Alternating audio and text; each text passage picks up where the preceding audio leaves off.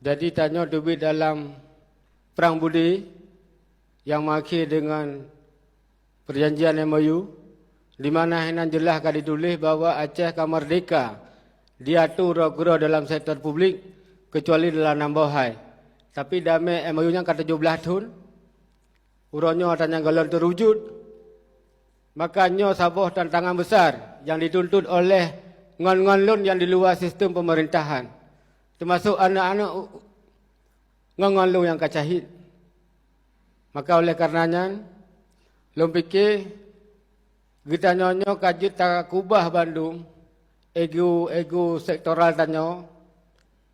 Karena tanya orang Aceh, awal je tak punya bu yang lebih god. Watai tamu pakai dengan pemerintah pusat sampai bab meruru darah. Tanya kompak. Pakai watai kadame untuk terwujudkan pemerintahan dalam tatu roh-roh di sektor publik sesuai dengan MOU. Tanya hana kompak. Maka lu berharap Melayu orangnya sampai uka kepada Bandung, burung Aceh yang carong-carong, intelektual, tokoh kampus, akademisi, profesor Bandung dan ahli ulama untuk sama-sama dalam duduk dan berdiskusi, pat dan Melayu phone. Buka kembali MOU, Cikalan. Pat yang harus nucuk peran supaya tanya bagas selesai.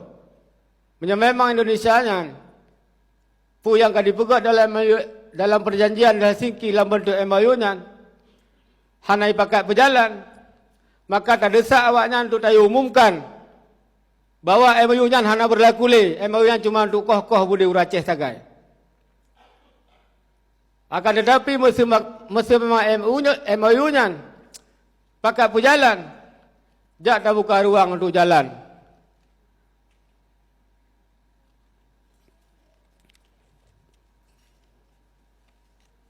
Daripada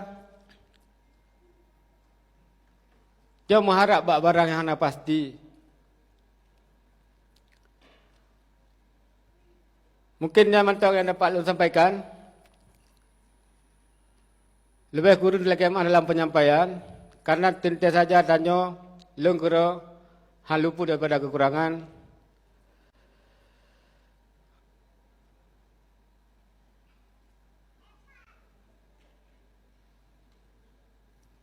Akhirul kalam, tutup dengan sabar